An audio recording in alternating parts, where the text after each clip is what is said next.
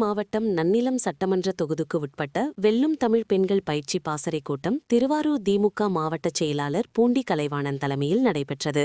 இதில் நன்னிலம் சட்டமன்ற தொகுதிக்கு உட்பட்ட ஒன்றிய, நகர, பேரூர் கழக நிர்வாகிகள், தொண்டர்கள், வாக்குச்சாவடி டிஜிட்டல் முகவர்கள், வாக்குச்சாவடி மகளிர் பொறுப்பாளர்கள் என 1000க்கும் மேற்பட்டோர் கலந்து கொண்டனர். இதில் திருவாரூர் சட்டமன்ற உறுப்பினர் பூண்டி கலைவாணன் பேசும்போது, தமிழக முதல்வர் நமக்காக தீட்டிய திட்டங்கள் குறித்து பொதுமக்கள் அறிந்து கொள்ளும் வகையில் விளக்கமாகவும் தெளிவாகவும் எடுத்துரைக்க வேண்டும். மேலும் பெண்களை முன்னிலைப்படுத்தும் வகையில் ஆட்சி நடத்தி வரும் நம் தலைவர் அனைத்து தரப்பினருக்கும் முன்னேற்றம் வகையில் பல்வேறு நலத்திட்டங்களை செயல்படுத்தி வருகிறார். ஒவ்வொரு குடும்பத்திலும் ஏதேனும் ஒரு வகையில் தலைவரின் திட்டங்களை நாம் பயன்படுத்தி வருகிறோம். அது குறித்த உண்மையை தெளிவாக மக்களுக்கு உணர்த்த வேண்டும். எதையும் மிகைப்படுத்தி கூற வேண்டிய அவசியமில்லை. தலைவர் செய்ததை செய்தவாறு கூறினாலே பொதுமக்கள் புரிந்து கொள்வார்கள். மேலும் திராவிட முன்னேற்றக் கழகம் ஆரம்பித்து 75 ஆண்டுகளுக்கு பிறகு மகளிருக்கு ஒரு படை என்று ஸ்டாலின் மகளிர் படை என்ற அங்கீகாரம் கிடைத்துள்ளது.